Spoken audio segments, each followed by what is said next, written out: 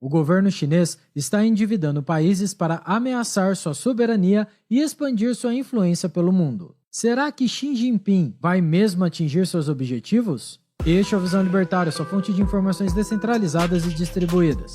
Esse artigo foi escrito por Quintessência, revisado e narrado por Coreia com K. Foi veiculada recentemente a informação de que o governo chinês instalou uma base de espionagem em Cuba, a apenas 160 quilômetros da costa da Flórida. Essa ousada tática é apenas mais um passo na direção de enfrentar seu maior rival em escala global. E isso numa época em que as tensões entre as duas maiores economias mundiais apenas aumentam. Contudo, a tática chinesa representa ainda mais o desejo do governo do gigante asiático de expandir seus tentáculos sobre o mundo. Este, porém, não é o único projeto chinês nesse sentido. Existem estratégias muito mais sutis, empregadas pelos comunistas de Pequim na sua tentativa de aumentar a influência sobre diversos continentes, inclusive sobre as Américas. O mais notável desses métodos é, sem dúvida, o da concessão de empréstimos a diversos países pobres. Esse mecanismo faz parte do ambicioso projeto conhecido como Nova Rota da Seda, uma tentativa do governo de Xi Jinping de criar uma rede mundial de infraestrutura. O objetivo alegado, como era de se esperar, é viabilizar o escoamento da produção chinesa para o globo, de forma eficiente, aumentando o potencial econômico do grande país. A realidade, porém, é que existem outros objetivos escusos envolvidos nesse projeto. O governo chinês tem concedido empréstimos por meio dos bancos do país a diversas nações do terceiro mundo, em condições contratuais mais do que draconianas, diga-se de passagem. Esses empréstimos são destinados à infraestrutura, que tipicamente realizam poucos investimentos na área. Assim, diversos estados se tornaram cada vez mais dependentes dos empréstimos chineses para ampliar suas estruturas ferroviárias, portuárias ou industriais. Por exemplo, o Quênia tem uma relação duradoura com a China em matéria de financiamentos. As autoridades chinesas se orgulham da sinergia entre as estratégias de desenvolvimento de ambos países. Os bancos chineses despejaram fortunas no país para que aquele governo investisse nos setores de comunicação, saúde, educação e infraestrutura. Já a Zâmbia, outro país africano, recebeu bilhões de dólares em empréstimos chineses nos últimos 20 anos para construir represas, ferrovias e estradas. Em outros casos, os empréstimos eram concedidos a nações já endividadas, por meio de empresas de fachada. A citada Zâmbia e também a Indonésia receberam empréstimos de bilhões de dólares por baixo dos panos, sem que esses valores aparecessem nos balanços estatais. No fim das contas, porém, os governos precisaram resgatar esses projetos, que se tornaram grandes furadas. A estimativa é de que a China tenha concedido empréstimos de 385 bilhões de dólares de maneira escusa, para nada menos que 88 países. Contudo, o fato é que o problema da dívida das nações pobres acabou se tornando insustentável no longo prazo. Hoje, a dívida dos países subdesenvolvidos com a China é 4 vezes maior do que em 2010. Acredita-se que pelo menos 40 deles possuam dívidas superiores a 10% de seu PIB, apenas com o governo de Xi Jinping. O gigante asiático já é o maior credor do mundo, superando o Banco Mundial e o FMI. O pior de tudo é que seus juros são altos, parecidos com o do mercado comercial, sendo 4 vezes maiores do que os citados bancos globalistas. O período de pagamento dessas dívidas também é mais curto, o que pressiona ainda mais os países endividados. E o caso de países que estão num beco sem saída por conta das dívidas com os chineses não são raros. O Suriname, nosso vizinho do norte, possui 17% de sua dívida pública atrelada à China. Sem ter condições de pagar esses valores, acabou pedindo socorro ao FMI.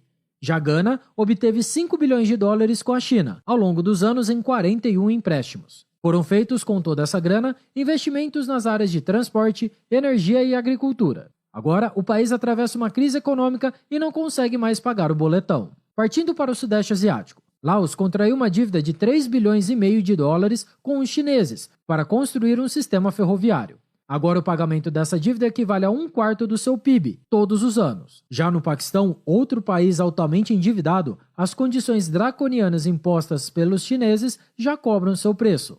No país vizinho à Índia, milhares de pessoas já perderam seu emprego no setor têxtil, porque ele está tão endividado no exterior que não consegue manter seu fornecimento de energia elétrica. Já o citado governo do Quênia reteve o salário de milhares de funcionários públicos para ter caixa suficiente para quitar os empréstimos contraídos no exterior, especialmente junto à China. A Zâmbia, por sua vez, perdeu a maioria de suas reservas em dólares com os pagamentos recorrentes aos bancos chineses. Essas divisas eram tipicamente usadas para comprar commodities, como petróleo, representando um grave problema para o governo. A dívida total da Zâmbia com a China era de 6,6 bilhões de dólares, um terço de toda a sua dívida. Sem reservas internacionais, o país deu o calote, ficando sem possibilidade de contrair novos empréstimos.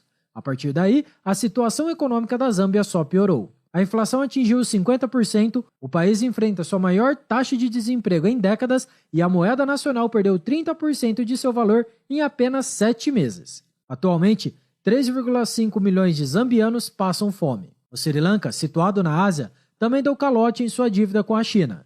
Desde então, o pequeno país vem sofrendo uma crise econômica. A inflação acumulada chega aos 50%.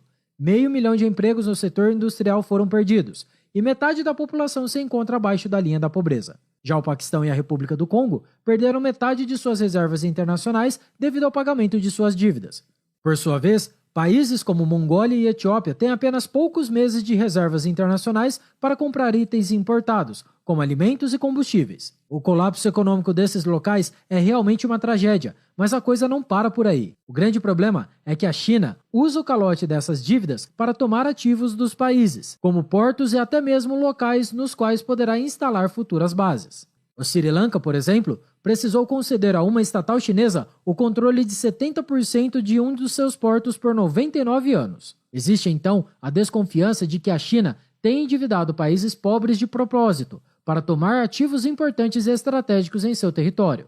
Esses empréstimos seriam uma ameaça real à soberania desses países. Embora os riscos sejam evidentes e os casos de países que se deram mal ao contrair empréstimos com a China não sejam raros, esse problema está longe do fim.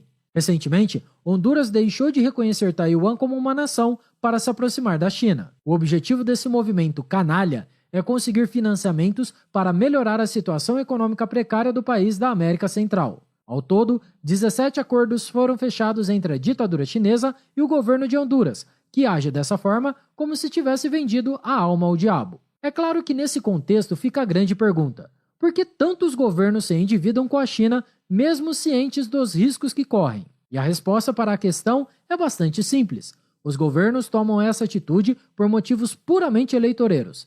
Trata-se, no fim das contas, de pura politicagem. Com o despejo de bilhões de dólares em seus cofres, os políticos dessas republiquetas americanas, africanas e asiáticas podem fazer uma montanha de obras públicas, estradas, portos, indústrias, dentre outros. No longo prazo, todas essas obras se mostrarão inúteis. Nós, brasileiros, sabemos bem como a coisa funciona. No curto prazo, porém, o governante fica bem na fita, dando ao país a falsa impressão de desenvolvimento. Além disso, como era de se esperar, rola uma corrupção esperta nesses casos de financiamento chinês.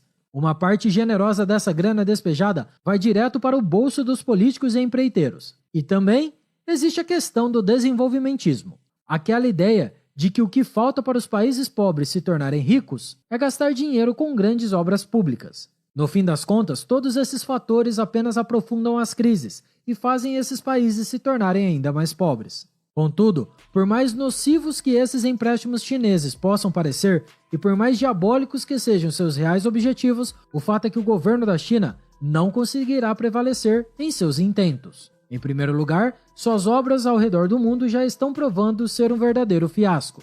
Nós, inclusive, já tratamos desse tema no vídeo. Megaprojetos de engenharia promovidos pela China ao redor do mundo estão colapsando.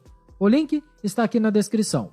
Além disso, porém, existe o principal ponto a ser considerado nessa história.